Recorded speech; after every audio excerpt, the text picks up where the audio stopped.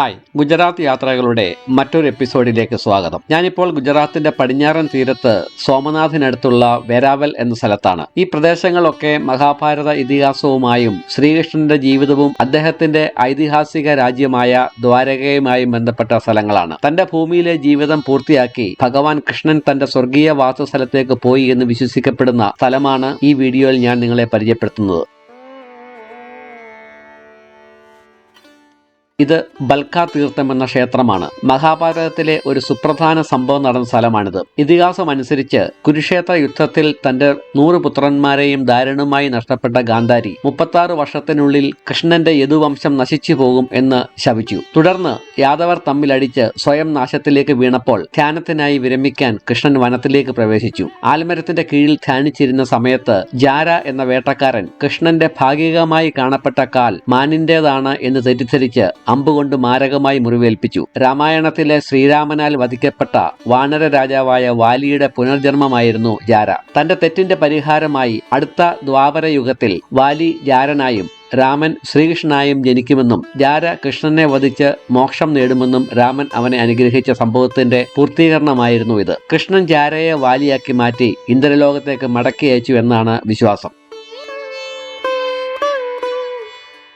ഈ സംഭവം നടന്ന സ്ഥലമാണ് ബൽക്ക തീർത്ഥ എന്ന് കരുതപ്പെടുന്നു. ശ്രീകൃഷ്ണന്റെ ബഹുമാനാർത്ഥം ഒരു തുളസി മരം നടുമുറ്റത്ത് നട്ടുപിടിപ്പിച്ചിട്ടുണ്ട്. മണൽക്കല്ലിൽ പണിത ക്ഷേത്രത്തിന്റെ മുറ്റത്ത് നിറയെ ആൽമരങ്ങളാണ്. ശ്രീകോവിലിനുള്ളിൽ വേട്ടക്കാരന്റെയും ചാരിയിരിക്കുന്ന നിലയിലുള്ള ശ്രീകൃഷ്ണന്റെയും വിഗ്രഹമുണ്ട്. ശ്രീകൃഷ്ണ ഭക്തന്മാരുടെ ഒരു പുണ്യ തീർത്ഥാടന കേന്ദ്രമായാണ് ഇത് കണക്കാക്കപ്പെടുന്നത്.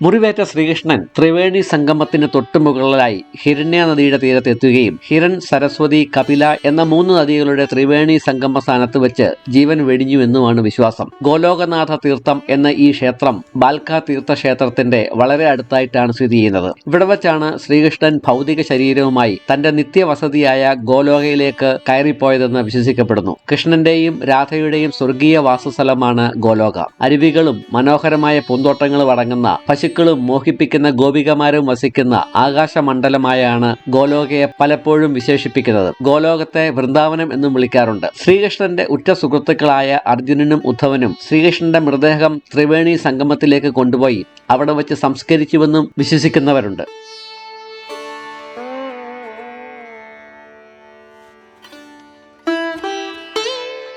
ഐതിഹ്യമനുസരിച്ച് ശ്രീകൃഷ്ണന്റെ ജ്യേഷ്ഠനായ ബലരാമന്റെ അന്ത്യം ഇതേ സമീപത്ത് തന്നെയായിരുന്നു. ഈ ക്ഷേത്രത്തിൽ മഹാവിഷ്ണുവിന്റെ ശയനമായ ആദിശേഷന്റെ അവതാരമായ ബൽദേവിന്റെ ഒരു ഭൂഗർഭ കോവിലുണ്ട്. കൃഷ്ണന്റെ മരണത്തിന് സാക്ഷ്യം വഹിച്ച അദ്ദേഹം സർപ്പത്തിന്റെ യഥാർത്ഥ രൂപത്തിലേക്ക് മടങ്ങിപ്പോയെന്നാണ് വിശ്വാസം.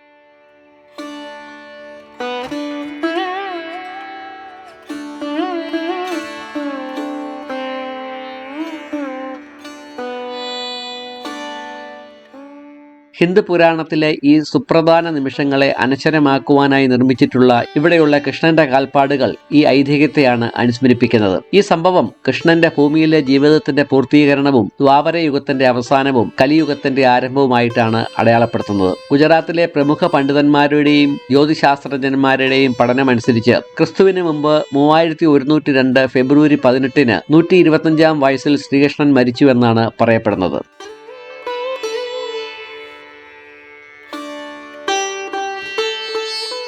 ഭഗവാൻ കൃഷ്ണന്റെ വേർപാട് ദൈവങ്ങൾ ഭൂമിയിൽ അവതാരമെടുത്ത് നിർദ്ദിഷ്ട ഉദ്ദേശങ്ങൾ നിറവേറ്റുകയും തുടർന്ന് അവരുടെ ശാശ്വതമായ ദൈവിക മണ്ഡലത്തിലേക്ക് മടങ്ങുകയും ചെയ്യുന്ന ലീല എന്ന സങ്കല്പത്തെ പ്രതീകപ്പെടുത്തുന്നു. കൃഷ്ണന്റെ മരണം ജീവിതത്തിന്റെ നശ്വരതയും ദൈവികതയുടെ അധീനതയെയും അടിവരയിടുന്ന ഒരു സുപ്രധാന സംഭവമായിട്ടാണ് ഹിന്ദുമതത്തിനുള്ളിൽ വീക്ഷിക്കപ്പെടുന്നത്.